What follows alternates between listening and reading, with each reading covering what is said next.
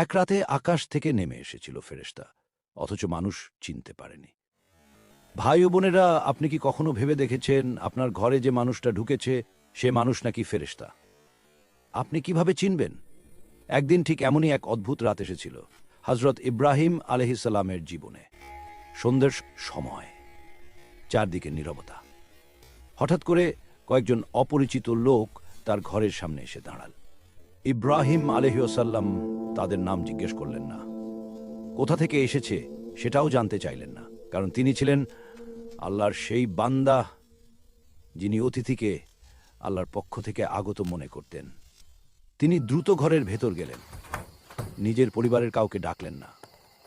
একটি ভাজা বাছুর নিজ হাতে প্রস্তুত করলেন, আর সেটি এনে অতিথিদের সামনে রেখে বললেন, খান। কিন্তু হঠাৎ এক অস্বাভাবিক দৃশ্য।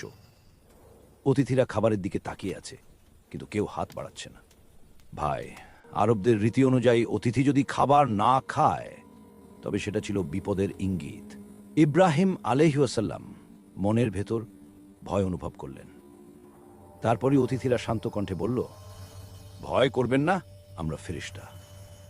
এই কথা শোনার সাথে সাথে ইব্রাহিম আলাইহিসসালাম বুঝে গেলেন, যারা তার সামনে বসে আছে তারা মানুষ নয়, তারা এসেছে আল্লাহর পক্ষ থেকে। ভাই ও বোনেরা, যে মানুষটি ফেরেশতাকে চিনতে পারেনি সেই ছিল এতটাই সম্মানশীল, এতটাই দয়ালু যে ফেরেশতারাও তার ঘরে নেমে এসেছিল। এই ঘটনা কুরআনে বর্ণিত একটি সত্য ঘটনা। আকাশের বাসিন্দারা যে ঘরে নেমে আসে সে ঘর কি সাধারণ হয়?